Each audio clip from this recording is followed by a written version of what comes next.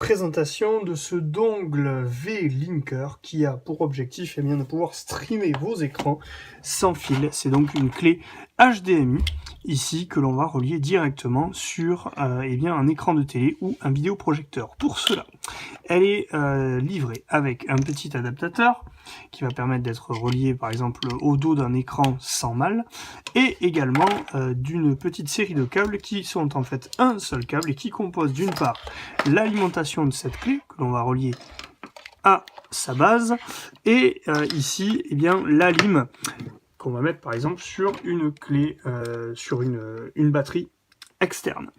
À partir de là, la clé normalement devrait être alimentée, et cela est manifesté avec ce petit point rouge. Ici, j'ai oublié de le dire, c'est une antenne. Alors, je vais aller relier et brancher cette petite clé donc, sur mon téléviseur, et on se retrouve. J'ai donc relié cette clé HDMI à mon téléviseur. Celle-ci indique qu'elle crée un réseau Wi-Fi de ce nom avec le password correspondant et indique que l'on va pouvoir relier nos appareils iOS, Android et également Windows ou Mac à l'aide donc des applications correspondantes. Alors ici, je suis sur un iPad mini.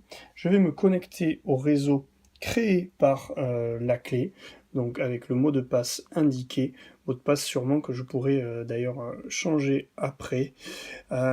Et donc une fois que j'y suis connecté, il y a un petit temps ici de chargement. Normalement, immédiatement, je vais pouvoir envoyer en AirPlay ici mon écran. Voilà, qui fonctionne. Alors avant de dire qu'il fonctionne, il fallait que j'attende. Mais la recopie vidéo s'active et normalement, on devrait voir mon écran qui s'affiche. Le voici. Donc ici, déjà, premier intérêt, il y a un peu de lag, mais je peux diffuser mon écran. Je pense qu'il faut que la connexion se fasse, là c'est bon. Je peux diffuser l'écran de mon iPad en direct, sans problème. Ensuite, l'autre élément, ça va être par exemple de relier à un réseau Wi-Fi ma clé, mon dongle, parce que là, en l'occurrence, juste streamer mon écran, ça me permettra pas de pouvoir aller sur Internet. Donc j'ouvre l'application Ezecast, celle qui est écrite ici, et l'application a reconnu qu'il y avait donc une clé. Et à partir de là, je vais pouvoir aller choisir des réseaux Wi-Fi présents pour les relier, et mon iPad va se comporter comme une télécommande. Donc ici, je vais aller chercher le réseau Wi-Fi qui m'intéresse. Je peux aussi, on le voit ici, switcher vers le 5 GHz pour émettre sur des fréquences différentes. Et donc j'attends que ma petite borne Wi-Fi s'allume de son côté. Et en attendant, je vais vous montrer que avec ma tablette Windows 10, on est aussi connecté au réseau ici. Et si je prends la main avec Ezecast, donc j'ouvre l'application Ezecast, la petite clé, vous voyez, va être reconnue immédiatement. Voilà, donc là immédiatement on me propose de dupliquer mon écran ou de l'étendre. Donc moi ce que je vais faire c'est dupliquer. Et à partir de là, je peux activer ici Mirror On. Et normalement, voilà, mon écran de tablette s'affiche. On va quitter par exemple ici pour voir qu'il y a bien mon écran qui s'affiche. Donc on est déjà à deux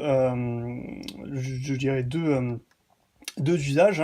Le premier, donc, c'est de diffuser sa tablette Windows, et le second, sa tablette iPad. Donc là, je suis revenu en paramétrage pour aller me connecter sur un réseau Wi-Fi.